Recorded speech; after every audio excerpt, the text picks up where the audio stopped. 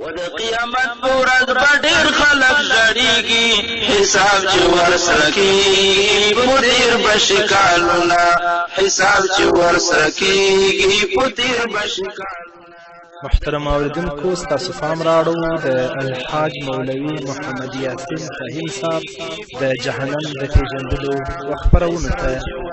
د جهنم پېژندل لمر به جګ یوه نیزه شي خلقو به سخته ګرمې وشي. بسم الله الرحمن الرحيم. الحمد لله رب العالمين حمد الشاكرين، الصلاة والسلام على سيد الأنبياء والمرسلين سيدنا ونبينا وشفيعنا ومولانا محمد وعلى آله وأصحابه الطيبين الطاهرين. قدرمنو اوریدونکو د ژوند د لارې د خپرونې مینوالو السلام علیکم ورحمت الله وبرکاته. ستاسو روغتیا او خوشحالي د پاک رب نه غواړم په دې هیله چې د صحت او عافیت جامې په تن ولرئ او خوشحالي مو په برخه وي. دا دی زه محمد یاسین فهیم د ژوند د لارې د خپرونې په وړاندې کولو کې ستاسو په خدمت کې یم. زموږ د نن ورځې د خپرونې موضوع بیا هم دوزخ وپیژنئ. علامه ذهبي رحمه الله په خپل کتاب الکبائر کې یو حدیث لیکلی او ډیر په تفصیل سره هغه حدیث بیان کړی دی. هغه فرمایي چې یوه ورځ فاطمة زهرا رضی الله عنها او حضرت علی کرم الله وجهه د محمد رسول الله صلی الله علیه وسلم د ملاقات لپاره حاضر شول. کله چې د رسول الله صلی الله علیه وسلم حضور ته راغلل ګوري چې نبی علیه الصلاة وسلام ډیر په جوش سره جاړي. این تر دې چې د رسول الله صلی الله علیه وسلم مبارکه ګیره د رسول الله په اوښکو باندې لمده شوي. فاطمة زهرا رضی الله عنها همدارنګه حضرت علی کرم الله وجهه چې کله دا حالت ولیدل دواړه سخت حیران شول. پوښتنه یې وکړه چې د الله محبوبه تاسو ولې جاړئ او کوم شی تاسو جړوي؟ نبی کریم صلی الله علیه وسلم جواب ورکړ چې ای فاطمې، کله چې زه د معراج په شپه حضرت جبرائیل علیه الصلاة وسلام سره ګرځېدلم نو هلته مې په دوزخ کې څه ښځې په سخت عذاب باندې ولیدلې. نو ماته د خپل د امت ښځې رایادې شوې نو ځکه د هغو له غمه زه اوس جاړم. فاطمة زهرا همدارنګه حضرت علی کرم الله وجهه پوښتنه وکړه چې یا رسول الله تاسو هغه ښځې په کوم حالت کې ولیدلې؟ نبی کریم صلی الله علیه وسلم ورته ویلې ای فاطمې، ما لومړی ښځه داسې ولیده چې په جهنم کې دننه په ویښتانو باندې راځړیږي، بدن یې سوځي او ماغزه یې د کټوې په شان باندې ایښیږي. فاطمة زهرا پوښتنه وکړه چې د الله رسوله دې ښځو ته ولې داسې سزا او داسې عذاب ورکول کېده؟ رسول الله صلی الله علیه وسلم په ځواب کې ورته ویل دا هغه ښځه وه چې ویښتان یې کمول بې پردې او لوڅ سر به ګرځېدله. نو نن ورځ دلته د الله رب العزت په دې سخت عذاب کې ګرفتاره ده. نو راشئ قدرمنو اوریدونکو زما خویندو د خپل ژوند ته وګورئ چې ستاسو ژوند څنګه تیریږي. آیا موږ د رسول الله صلی الله علیه وسلم وینا منلې ده که د رسول الله وینا موږ په پښو لاندې کړې؟ یا د دنیا په محدود ژوند باندې موږ دوکه شوي یاستو؟ کله ویښته د خپل هلکانو غوندې جوړ که، کله ټکری مو په سره وه او که په سره وي هغه هم ډېر نازکه چې د هغه ویښته پې ښکاري. الله ته به ورځې الله به درنه پوښتنه کوي کومه ښځه چې رسول الله په دې عذاب باندې لیدلې ته به هم په دغه عذاب باندې ګرفتاره یې. نه خورې داسې مه کوه. د خپل لنډ ژوند لپاره د خپل آخرت مه تباه کوه. د الله اوامرو د رسول الله احکامو ته غاړه کېږده تر څو چې هلته الله رب العزت تا ته د عزت او د زینت ژوند در نصیب کړي. دویمه ښځه رسول الله صلی الله علیه وسلم فرمایي دویمه ښځه مې ولیدله چې هغه په ژبه باندې زړېدله او الله رب العزت هغې ته عذاب ورکوه. فاطمة زهرا رضی الله عنها او حضرت علی کرم الله وجهه د رسول الله نه پوښتنه کوي چې یا رسول الله دا کومه ښځه وه؟ رسول الله ورته ځواب ورکوي دا هغه ښځه وه چې دې به د خاوند په مخه کې شوخي کوله، د خاوند خبره به یې نه منله، خاوند به چې څه ورته ویل دې به فورا جواب ورکوه، پټه خوله به کله هم نه پاتې کېدله. دا خو لا پرېږده ځینې خویندې داسې شته چې هغه د خپل خاوند تشکنځل کوي، د خپل خاوند په بدو نومونو باندې یادوي، الله به ستا نه پوښتنه نه کوي. نو زموږ ورونه دې هم د خپلو ښځو حقوق وپېژني چې ښځې پرې څه حقوق لري. زموږ خویندې دې هم د خپلو خاوندانو حقوق وپېژني چې خاوند پرې څه حقوق لري. او د متقابلو حقوقو په عملي کولو کې د خپل ژوند په مینه او په محبت کې تیر کړي. خو متاسفانه چې زموږ ورونو د خپل خویندو حقوق نه دي پیژندلي او همدارنګه زموږ خویندو د خپل خاوندانو حقوق تر اوسه نه دي پیژندلي چې کله خبر ورته وشي نو خاوند ته فورا ځواب ورکوي، هغه به په بدو نومونو یادوي او حتی هغه ته به په مجلس کې یا د هغه تر شا ښکنځل کوي. نو رسول الله فرمایي چې ما داسې ښځه هم ولیدله چې هغه په جهنم کې د ژبې نه ځوړنده وه او الله رب العزت هغه ته سخت عذاب ورکوه. دا هغه ښځه وه چې د خپل خاوند سره به یې ژبه کوله او فورا به یې هغې ته ځواب ویل. نه راشئ په دنیا کې د مینې د محبت ژوند تیر کړئ، د الله او د الله د رسول د کلام په رڼا کې ژوند تیر کړئ. دا نه چې په دنیا کې بد رات یا خپل خاوند ته ووایو یا یې مور و پلار ته ووایو یا خپل اولادونو ته ووایو او په آخرت کې د الله رب العزت په عذاب کې ګرفتاره یو. الله دې موږ ته د نیکو اعمالو توفیق راکړي. درېیمه ښځه بیا نبی کریم صلی الله علیه وسلم فاطمة الزهرا او حضرت علی کرم الله وجهه ته وفرمایل درېیمه ښځه مې ولیدله چې هغه په خپلو سینو باندې په جهنم کې راځړېدله او د جهنم اور د هغې نه راچاپېره و او هغه یې سوځوله. حضرت علی او فاطمة الزهرا د رسول الله نه پوښتنه کوي یا رسول الله دا کومه ښځه وه او د دې کوم عمل و چې الله رب العزت په دې سخت عذاب کې دا گرفتاره کړې وه او دې ته دا عذاب ورکوه؟ رسول الله صلی الله علیه وسلم ورته فرمایي چې دا هغه بد اخلاقه ښځه وه چې دې به د پردیو نه پرده نه کوله او په فساد او په بد اخلاقي باندې به اخته وه. نو هلته د دنیا ژوند دې لذت ګڼلی و، د دنیا ژوند دې ژوند ګڼلی و، د دنیا ژوند دې عزت ګڼلی و، آخرت دې هیر و. نو دلته به الله رب العزت دې ته دغسې عذاب ورکوي او تل تر تله به د الله په دې عذاب کې ګرفتاره وي. که مسلمانه هغه به د خپل د هغه بدو عملونو عذاب څکي، الله به جنت ته بیایي. او که چا بد کارونه کړي په دنیا کې توبه وباسي، په اخلاص و صداقت سره الله ته رجوع کړي، هیله ده چې الله رب العزت دا ګناهونه ورته معاف کړي او الله رب العزت پې پرده واچوي.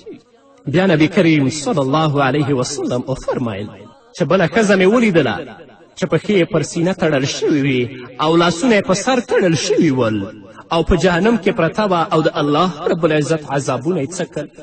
فاطمة الزهرا او حضرت علی کرم الله وجهه د رسول الله نه پوښتنه کوي چې یا رسول الله دا څوک وه؟ رسول الله ورته وویلې دا هغه ښځه وه چې د ناپاکي خیال یې نه ساته، یعنې د نجاست او د پلیتي نه به یې ځان نه بچ کوه، نه به د خپل جامو خیال ساته چې زما جامې پاکې دي او که نه دي، بې نمازه دي که نه دي، په هغو پلیتو جامو به دا مانځه ته درېدله او مونځ به یې کوه. نو نن ورځ الله رب العزت دې ته دا سخت عذاب ورکوي. زموږ خویندې دي د مانځه لپاره ځان ته مخصوصې او ځانګړې جامې ولري، ځکه چې تل لپاره دوی ماشومان ساتي، یا د ماشومانو لاسونه پلیت وي یا د هغو پښې پلیتې وي یا تل لپاره هغوی پلیتي کوي او دوی د خپل جامې تیبش نه ساتي، بیا په هغه جامو باندې الله تدریږي مونځ کوي. یو د شرایطو د مانځه نه دا ده چې ستا جامه به پاکه وي، چې جامه دې پاکه نه وي نو الله به ستا مونځ څنګه قبول کړي؟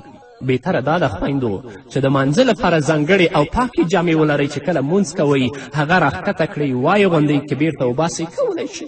پنځمه ښځه رسول الله صلی الله علیه وسلم وفرمیل بله ښځه مې ولیدله چې مخې د خنزیر په شان و او نور بدن یې د خره په ډول و. حضرت علی او فاطمة الزهرا د رسول الله صلی الله علیه وسلم نه پوښتنه کوي چې یا رسول الله دا څوک وه؟ رسول الله صلی الله علیه وسلم ورته فرمایي دا هغه ښځه وه چې دې د غیبت عادت درلوده، تل لپاره به د خلکو عیبونه لټول، غیبت او تهمت به کوه. نو نن ورځ د الله رب العزت په دې سخت عذاب کې دا گرفتاره ده. زموږ د خویندو مجلسونه ټول د غیبت مجلسونه جوړ شوي دي، د الله ذکر د الله یاد زموږ نه هیر دی. نه خویندو د غیبت مجلسونه پرېږدئ، د خپل مجلسونه د الله په یاد باندې تازه کړئ، د خپل مجلسونه د الله په ذکر باندې تازه کړئ او د خپل مجلسونه د قرآن د وعظ و نصیحت په اورېدلو باندې تازه کړئ. او که په تاسو کې څوک پوهي کولی شي چې یو بل ته نصیحت وکړئ. څوک چې هر څه کوي تاسو د هغه لپاره د الله رب العزت نه د هدایت غوښتنه وکړئ چې الله ورته هدایت وکړي. دا نه چې په هر مجلسونو کې تاسو د یو بل غیبت کوئ، دا سخته سزا ده چې الله رب العزت دا خویندو ته ورکوي. شپږمه ښځه نبی کریم صلی الله علیه وسلم وفرمایل شپږمه ښځه مې ولیدله چې رنګ یې د سپي په ډول و، د هغه په خولې باندې اور ننوته او د مقعد نه یې وته او د جهنم سکروټې به د هغه په خولې ننوتلې او ملکو لاس کې به د اور کروزونه ول، دا ښځه به یې پې وهله او هغې ښځې به د سپي په شان باندې آوازونه کول. حضرت علی کرم الله وجهو همدارنګه فاطمة الزهرا د رسول الله صلی الله علیه وسلم نه پوښتنه کوي چې یا رسول الله دا څوک ول؟ رسول الله صلی الله علیه وسلم ورته جواب ورکړه دا حسد کوونکې ښځه وه چې تل به یې په خپل ژوند په کینه او په حسد کې تېروه او په نورو به احسان کوه. واقعا هغه زموږ خویندې چې د خپل ژوند ټول په کینه او په حسد کې تیر کړي او په نورو باندې احسان کوي او بې توبې مړه شي، الله به دا عذاب ورکوي، پرېږدي به نه. ځکه کینه او حسد داسې شی دی چې په هغه باندې انسان د خپل د زړه وینې خوري او د کینې او د حسد نه د کورنیو ترمنځ د قومونو ترمنځ لویې دښمني پیدا شوي چې هغو انجام او نتیجه آخر قتل دی. نه د الله په ورکړه باندې راضي اوسئ، هر چاته چې هر څه الله ورکړي په هغه باندې راضي اوسئ، ځان لپاره او د هغو لپاره د الله رب العزت نه د خیر غوښتنه مه کوئ، کینه او حسد پرېږدئ. حتی په ځینې کورنیو کې داسې خویندې هم شته چې ځینو سره کینه او حسد وي، نو د کینې او د حسد د وجې نه حتی یو د بل په بدنامي باندې هم خفه کیږي نه، کوشش کوي چې د یو د بل عیبونه افشا کړي او یوه ښځه او بله ښځه بدنامه کړي. دا څومره سخته ګناه ده. نه خویندو، راشئ د الله کلام ولولئ، د رسول الله صلی الله علیه وسلم مبارک احادیث واورئ، ځان نه مسلمانه ښځه جوړه کړئ چې یو مسلمانه ښځه په اسلامي ټولنه کې په اسلامي کورنۍ کې څنګه ژوند وکړي، د هغې اخلاق څنګه وي، د هغې رویه د خپل پلار سره، مور سره، خاوند سره څنګه وي، د هغې لباس او جامه څنګه وي. نن ورځ ایښته قیچي کوئ او وریځې اړوئ، جامې ته هم کتل کیږي نه چې دا جامه څنګه جامه ده، الله ته به نه ورځي، الله به دې په خپل حضور کې نه دروي، الله به درنه پوښتنه نه کوي. راشه خورې د فاطمة الزهرا سیرت مطالعه کړه، د عایشې صدیقې سیرت مطالعه کړه، د نورو صحابیاتو سیرت مطالعه کړه چې هغو څنګه ژوند تیر کړی، د هغو جامه څنګه وه، د هغو اخلاق او د هغو دیانت څنګه وه. نن ورځ د ستا جامه څنګه ده، اخلاق دې څنګه دی او ستا کردار و عمل څنګه دی، الله ته به ورځې، الله به درنه پوښتنه کوي، الله نه خلاصون نه لري. نه خویندو، د دنیا لنډ ژوند او محدود ژوند باندې مه دوکه کیږئ، الله ته متوجه شئ، هغه د ابدي ژوند ځان لپاره ښایسته کړئ چې هلته بیا نه مرګ شته، نه درد شته او نه افسوس شته. د الله رب العزت نه ځان ته او تاسو ته او ټولو مسلمانانو خویندو ته د نیکو اعمالو توفیق غواړم. نور به م واورو قدرمنو اورېدونکو، خو هغه د یوې دمې نه وروسته. مثال داسې دی ښودلی، مازغه د سر به یې پاخه شي، خپلو خولو کې بهر یو مجرم لمبېږي، حساب چې ورسره کېږي په تېر به شي کالونه، حساب چې ورسره کېږي په تېر به شي کالونه، خپلو خولو کې بهر یو مجرم لمبېږي، حساب چې ورسره کېږي په تېر به شي کالونه، حساب چې ورسره کېږي په تېر به شي کالونه. قدرمن اورېدونکو، بیا هم زموږ سلامونه او نیکې هیلې ومنئ، په دې هیله چې تر دې دمه تاسو زموږ ملتیا کړې وي. بدبخته څوک دی؟ حضرت ابو هریره رضی الله تعالی عنه فرمایي چې رسول اکرم صلی الله علیه وسلم وفرمیل بدبخته انسان هغه دی چې هغه به جهنم ته ننوځي.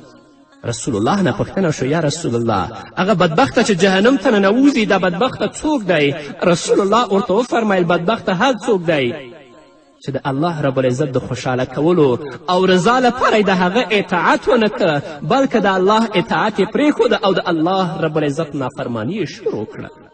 نه ځان نه به بدبخته نه جوړو، ځان نه نیکبخته جوړ کړو او موږ هله نیکبخته ګرځو چې د الله رب العزت اوامرو او د الله رب العزت احکامو ته غاړه کیږدو.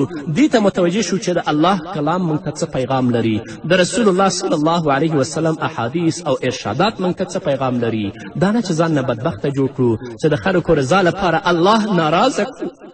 نه ټول خلک خفه کړئ، الله د ځان نه راضي کړئ. کنی حساب او کتاب موږ پسې را روان دی، لکن زمونږ ټول ژوند په غفلت کې تیریږي.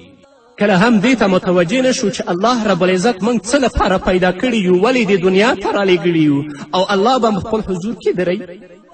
رسول اکرم صلی الله علیه وسلم فرمایي ما رأیت مثل الجنة نام طالبها وما رأیت مثل النار نام حاربها، او کما قال علیه الصلاة والسلام. رسول الله صلی الله علیه وسلم فرمایي ما د جنت په شان ښه شی نه دی لیدلی چې غوښتونکی یې ویده وي، او ما د دوزخ په شان باندې بد شی نه دی لیدلی چې له هغه څخه تېښته کوونکی دې ویده وي. یعنې د جنت نه ښایسته ځای بل نشته. نو څوک چې طالب د جنت دی هغه دې نه ویده کیږي، هغه دې د الله رب العزت په طاعت او په عبادت باندې ځان مصروف کړي، هغه دې د غفلت ژوند نه تیروي. او همدارنګه څوک چې د جهنم نه ځان ساتي باید د الله اوامرو او د الله رب العزت احکامو ته غاړه کیږدي تر څو چې الله د دې نه راضي شي او الله یې د جهنم نه وساتي. الله رب العزت چې موږ په دې دنیا کې پیدا کړي یو، الله رب العزت موږ په ډیر لوی امتحان او په لویه ازموینه کې اچولی یو. دنیا ته زموږ راتګ زموږ په خوښه نه دی، همدارنګه د دنیا نه تګ چې بیرته موږ د دنیا نه ځو دا هم زموږ په خوښه نه دی. حالات واقعات پر موږ داسې ناڅاپي بریدونه کوي چې له هغو څخه نه کم غریب خوندي پاتې کیدی شي او نه هم کم مالدار او سرمایهدار، بلکې حالات او واقعات لپاره په موږ بریدونه کوي. الله ته بدریږو، الله به زموږ نه پوښتنه کوي. که په مال سره خلکو خوښي او خوشحالي اخیستلی شوی نو د مالدارانو په کورونو کې به د سره غم نه وی موجود او هلته به د ماتم چیغې نه اورېدل کېدلی، بلکې تل لپاره به د هغوی په کورنۍ کې ډاډ او اطمینان وی، خو کله هم داسې نشي کېدلی. د هر څه د الله رب العزت په لاس کې دي چې کله چاته خوشحالي ورکوي، چې کله چاته غم ورکوي، خو نیکبخته انسان به هغه وي چې هغه د خوشحالي او د غم په وخت کې د الله رضا لټوي، الله ته ولاړ وي. وتلک الایام نداولها بین الناس. الله وایي چې دا ورځې زموږ په واک کې دي، څنګه چې غواړو هغه ډول د خلکو ترمنځ اړوو را اړوو. غم او خوشحالي نه په مال سره ده او نه د چا په واک کې ده. الله رب العزت چې وغواړي هغه خندولم کوي او الله رب العزت چې وغواړي هغه ژړولم کوي. خو بهترینه انسان نیکبخته انسان دا دی چې په هر وخت کې هغه د الله رب العزت د اوامرو تابع وي او تل لپاره دې ته متوجه شي زه به الله ته څنګه جواب ورکوم.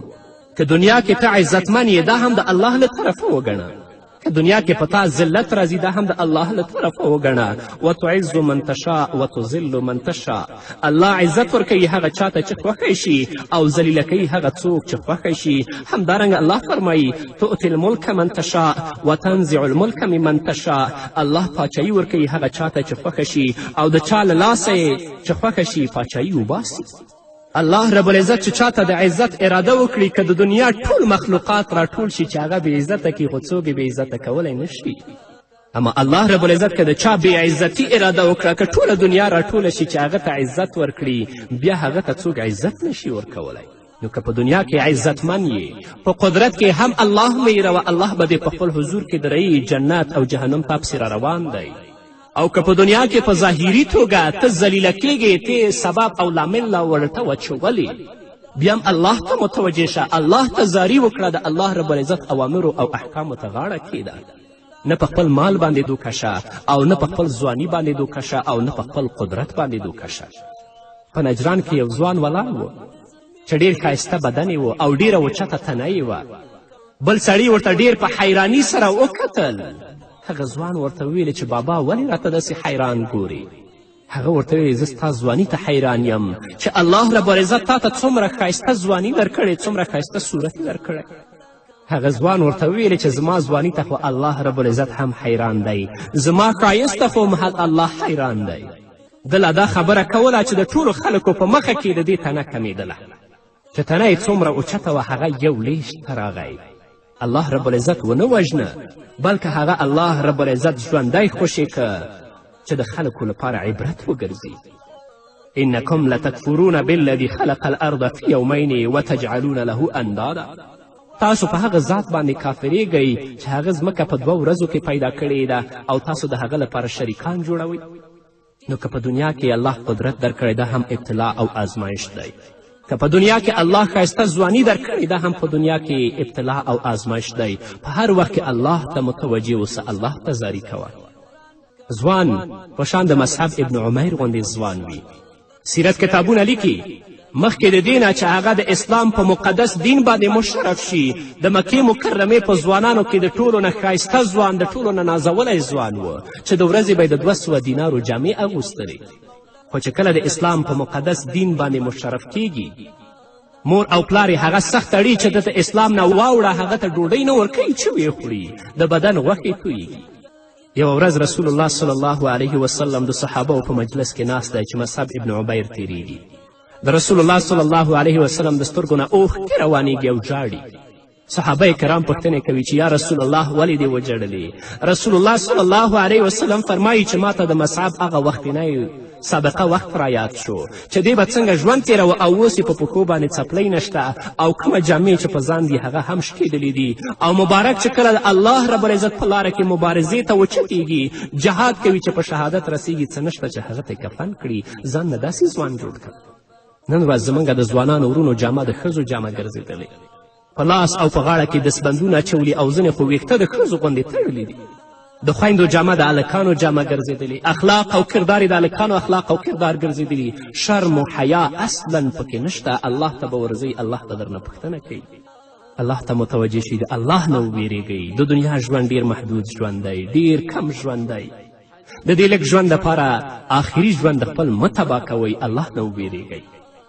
د الله رب العزت نه ځان لپاره، تاسو لپاره، ټولو مسلمانانو ورونو او خویندو لپاره د نیکو اعمالو توفیق غواړم چې الله موږ ته هدایت وکړي.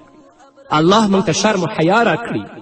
دا نه چې په هر ځای کې زموږ اوازونه اوچت وي او په هر ځای کې زموږ غږ اوچت وي.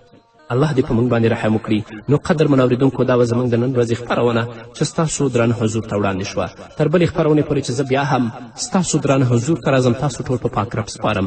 پاتې ژوندم نیکمرغه، ښاد، بریالي او کامیابه اوسئ. ورځ د 50,000 کالونه هسې فرمایي کتابونه، صفا صفا ملائکانا ولا بوي دی خدای فوجونا. ورځ د عمل د نور به هیڅ نه پکارېږي، حساب چې ورسره کېږي په تېر به شي کالونه، حساب چې ورسره کېږي په تېر به شي کالونه. ورځ د عمل د نور به هیڅ نه پکارېږي، حساب چې ورسره کېږي په تېر به شي کالونه، حساب چې ورسره کېږي په تېر به شي کالونه. د قیامت په ورځ به ډېر خلک ژړېږي، حساب چې ورسره کېږي په تېر به شي کالونه، حساب چې ورسره کېږي په تېر به شي کالونه.